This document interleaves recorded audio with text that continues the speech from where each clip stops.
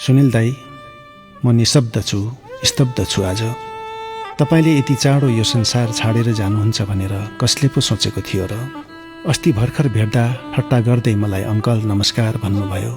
फेरि किन अङ्कल भनिस् भन्नुहोला। तपाईको छोरा पारस मेरो घनिष्ठ साथी भएको छ।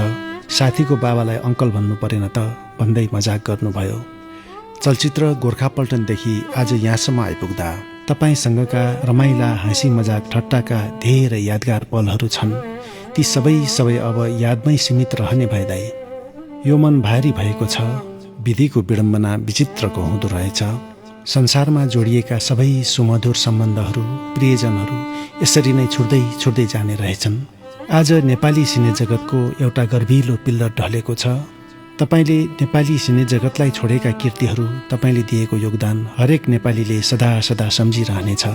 तपाईको आत्माको चिर शान्तिको कामना गर्दछु। अलविदा सुनिल दाई। तपाईको वैकुण्ठमा वास होस्। हार्दिक श्रद्धासुमन, हार्दिक श्रद्धाञ्जली।